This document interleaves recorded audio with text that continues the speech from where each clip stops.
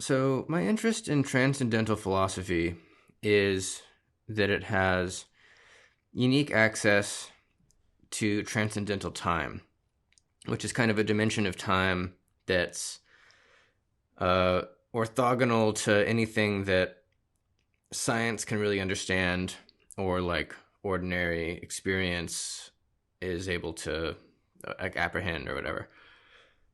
Um, so I want to say more of what I mean by that, and and then also show why, in my view, at this phase in history, transcendental philosophy needs to be practiced in tandem with an original practice of drama and music at the same time.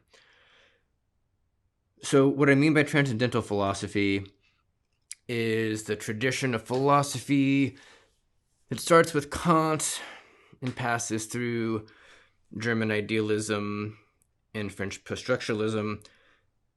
It's primarily a European tradition, though it has had influence in American transcendentalism and analytic pragmatism as well, like in Emerson and Brandom.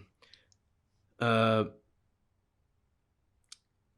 and transcendental philosophy has a fundamental structure, I would argue, that is shared by all of the many different conflicting positions within the framework. And it's typically implicit, and I want to kind of draw it out and make it explicit, and then kind of use it in a different way, actually. So the structure has 6 features. Uh, there's a transcendental self or subject. There's a fundamental contradiction or origin, like something that is outside of the subject, which maybe causes it, and maybe even causes it to change. And there's this question about whether it can be known or not. It's at least difficult to be known, and it's at least difficult to know it, and that's kind of what explains the birth of the transcendental self. There are a series of paradigms or eons that are sort of like stages in the world spirit or world history that have imminent contradictions that either do or don't sort of trace a path sort of from the subject to the preceding origin. There's an idea of the fulfillment of the series where like maybe the original contradiction is no longer operative. There's at least the idea of it. Maybe it's rejected. And then there's a recommended attitude sort of in light of knowledge of the above, of sort of what you should do, as well as a an idea about how all this is known in the first place,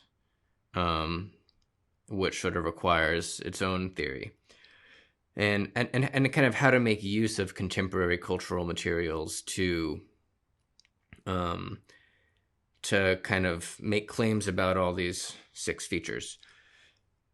So I have a name for each of these features. So I'm going to kind of give my name and then say a little bit more about, I guess, the variety of ways they can be approached.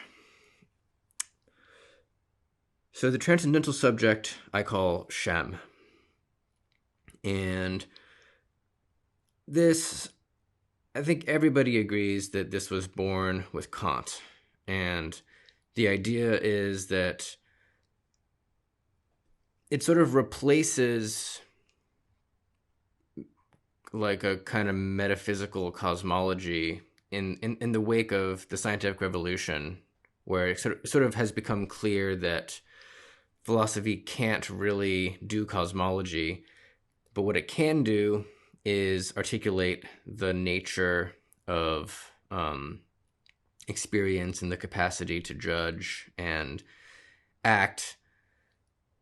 So only philosophy can know it. Ideally, philosophy has some kind of eternal, absolute knowledge of Shem. But in reality, because it sort of needs to ground this knowledge, the knowledge is unstable. So it's like ideally absolute and eternal, but there have been many different accounts of how you would know the subject and what kind of thing it is even, which have in part been influenced by other cultural currents since the time of Kant. Part of this instability is that there is an implied contradiction. There seems to be something that is other than it, which is either kind of the scientific real or even just something that's fundamentally unknowable that's like supposed to be known. And there's different ways of conceiving of that, which brings me to the second aspect of transcendental philosophy, which is the theme of a kind of primordial cosmic contradiction or pure difference, which I call the origin of the alimonies, and I also associate with the Genesis call. And this can be described,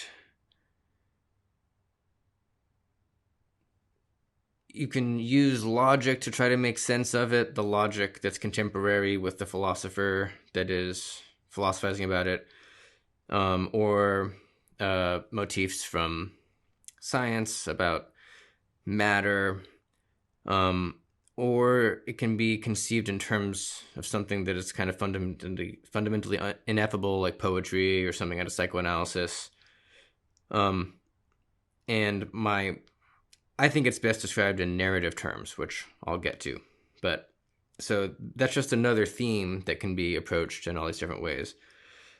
Then there's a series of paradigms, which I call the armistices, and the arc work, and is kind of carried out over the course of this series. So each paradigm has its own horizon, its own account of the nature of the past and the future that's kind of imminent to it, and most people take those to be true, but kind of what philosophy does is sort of rupture the belief that this smaller imminent horizon is true. And it seems there's some kind of like mental aspect or cultural aspect and physical aspect or material aspect that are in contradiction. And if an idealist philosophy sees the mental aspect as primary, a materialist philosophy sees the physical aspect as primary. This can be imagined as a teleological series that is headed towards an endpoint, or it can be imagined as a kind of wandering series with no endpoint.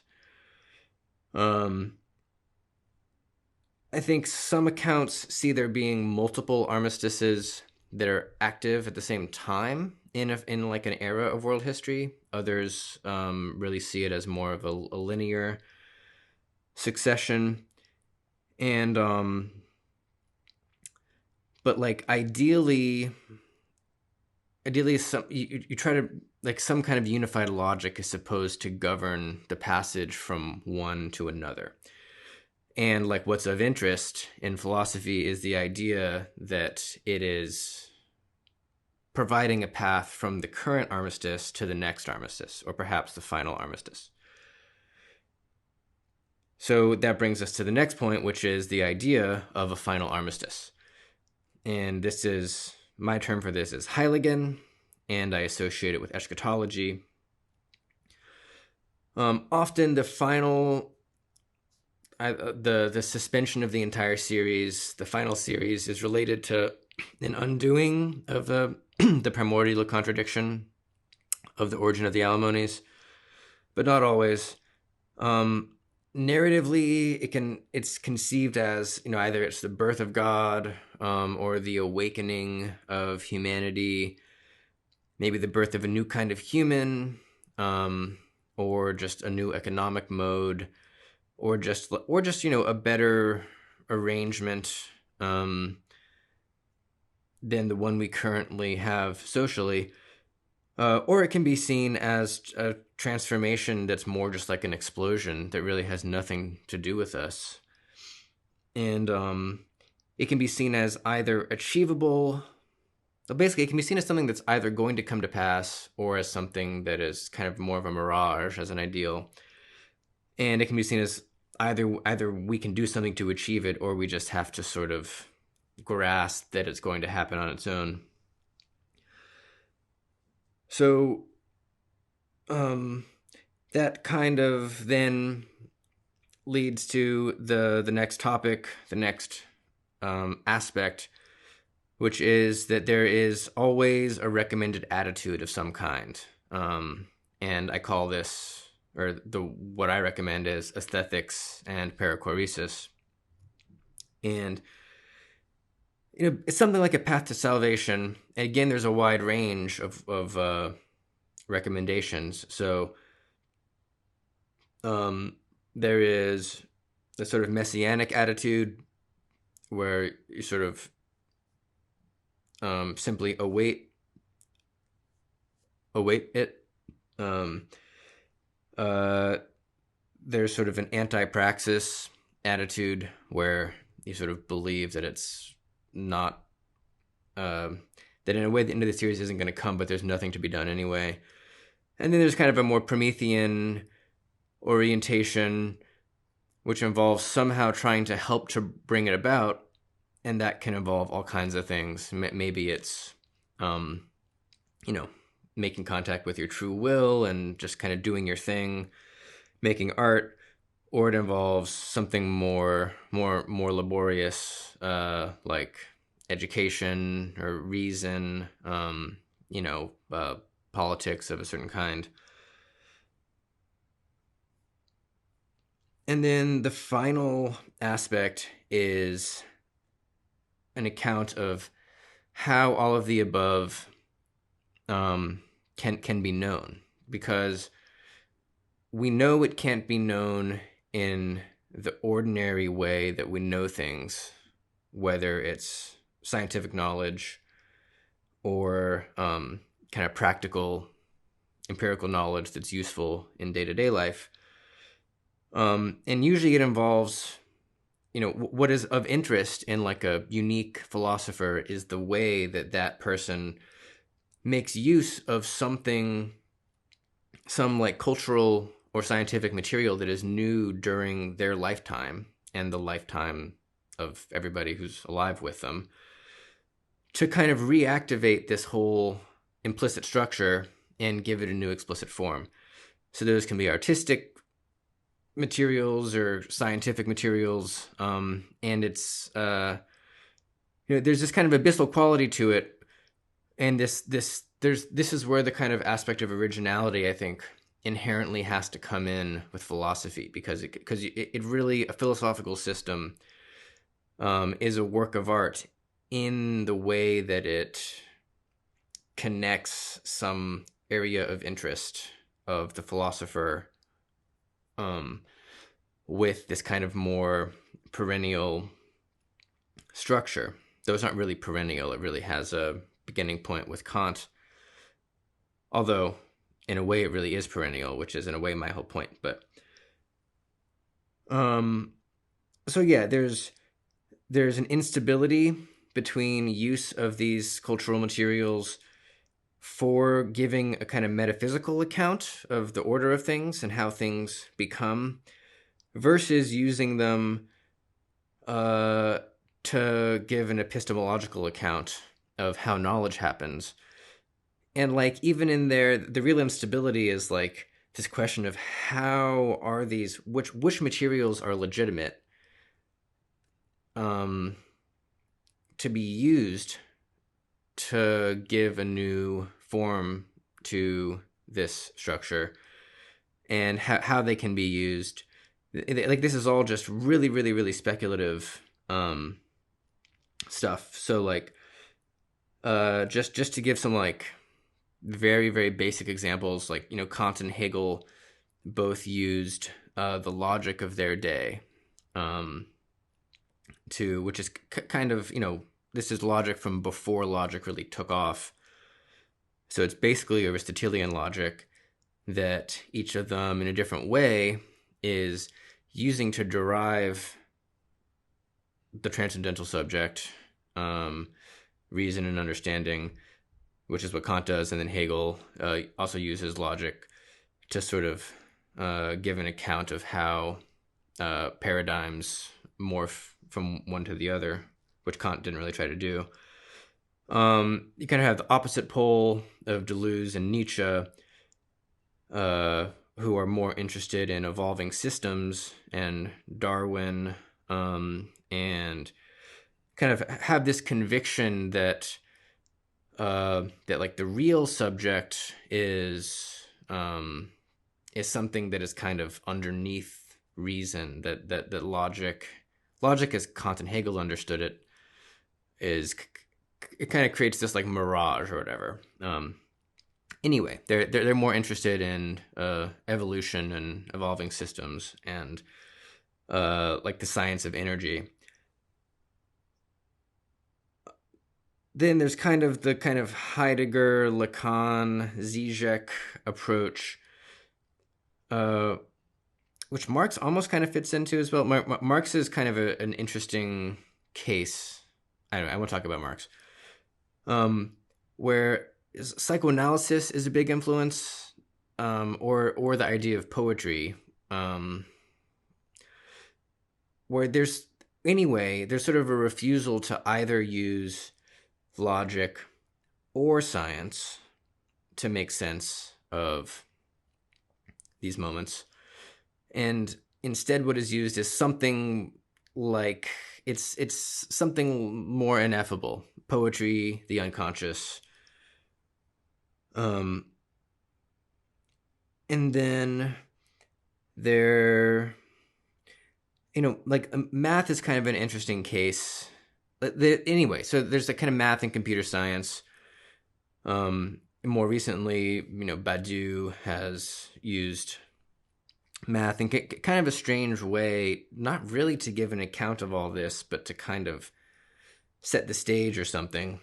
And there are thinkers who are using, deep learning and more like empirical cognitive science and theoretical computer science. And I think that's kind of really the sort of open horizon of sort of like, we don't really know where all this stuff with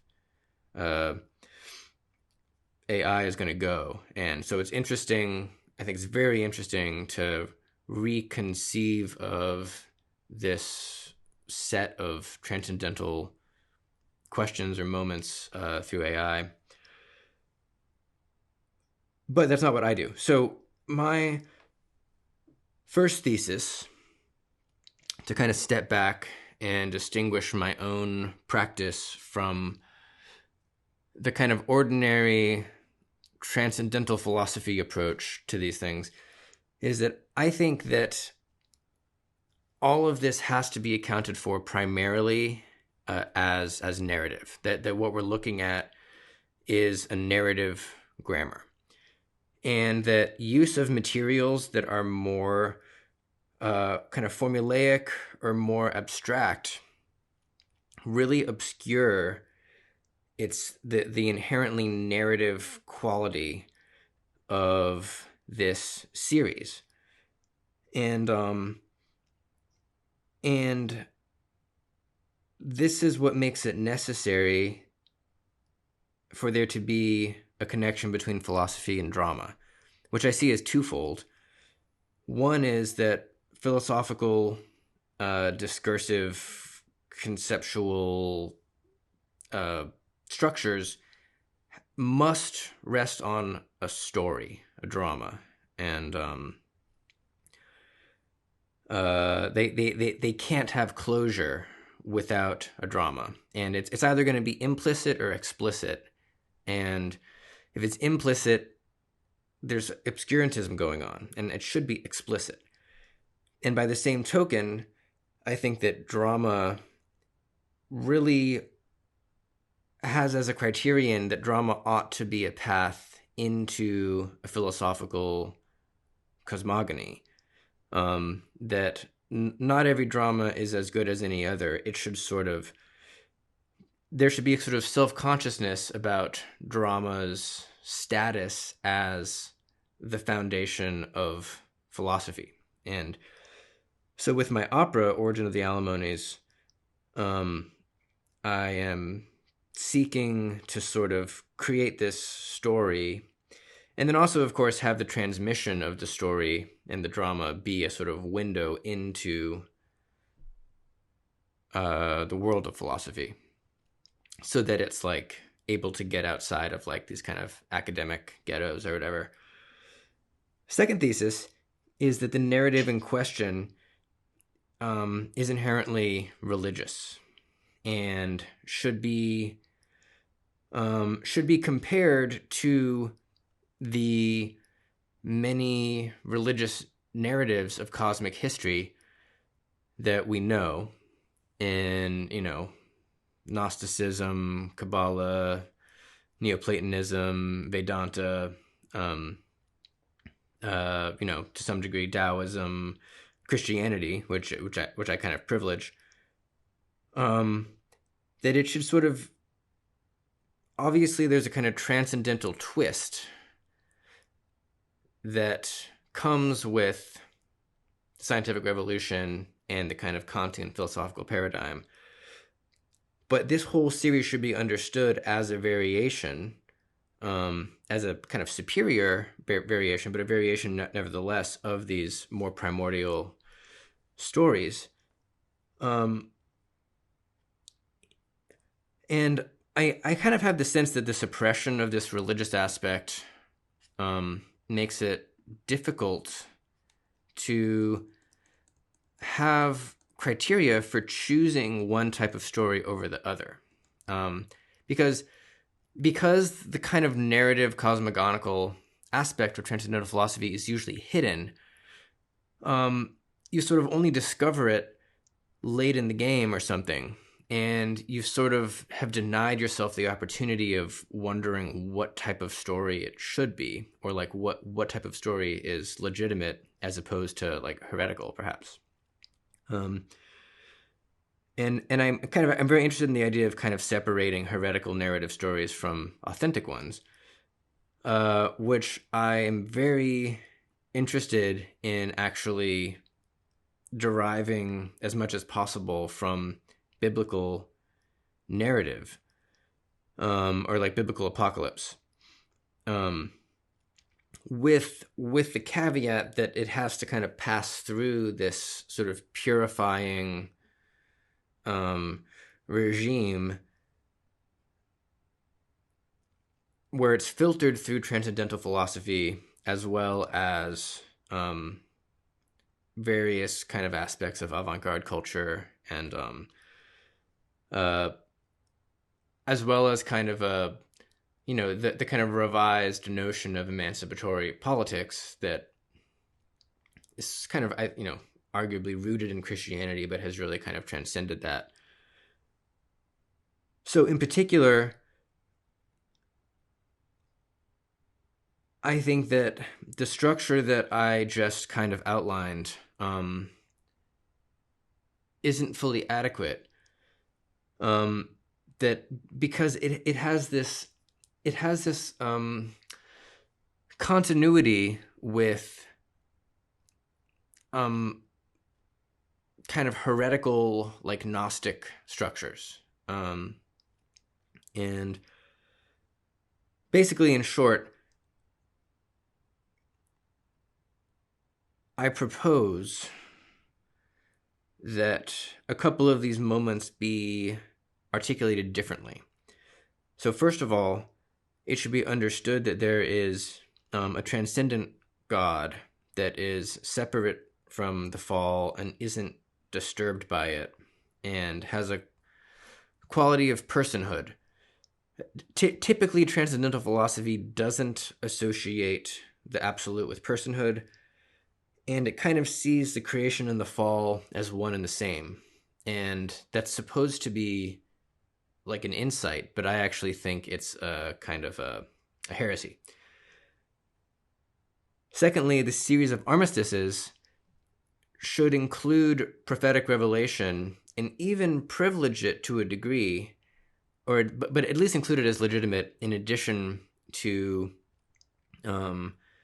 other forms like scientific discoveries. And there should be some criterion that really kind of explicitly connects this series of armistices to a religious theogony of some kind. Next, the death and resurrection of Christ, I think, should be seen as, taken in as hardcore of a way as possible. Typically, all the philosophers I've mentioned see themselves as, Christ is the touchstone implicitly, but usually it has this Hegelian twist where it's like, philosophy is kind of taken over from religion, and so Christ is like it kind of replaced by, like, say, the concept of the event or the dialectic or something is kind of Christ in motion in this kind of more abstract way.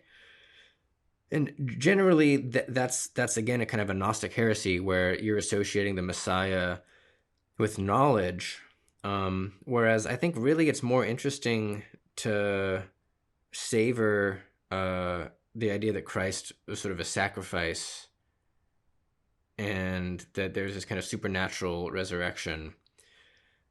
Anyway, I'm just touching on it now. I'll get into it more explicitly at some point. And then finally, the Eschaton Heiligen should be conceived in terms that use religious accounts of heaven from really all traditions, especially Christianity and Islam. But we should consider current tools and materials for sort of achieving it, as opposed to it being a kind of purely messianic thing, for it to have a Promethean dimension as well. And that's actually where the three-part connection to music comes in. So I discussed the connection to drama. The connection to music is that my thesis is that the experience of music is the key to eschatology, and that Heiligen is understood in a way as the birth of music as a kind of organizing principle of the entire world. Music should be a channel for transmitting philosophy to get it out of the rut of academia, just like drama. And ideally, musical composition is inspired by the effort to take concrete steps towards heaven or utopia. So yeah, that's kind of what I have to say about this right now.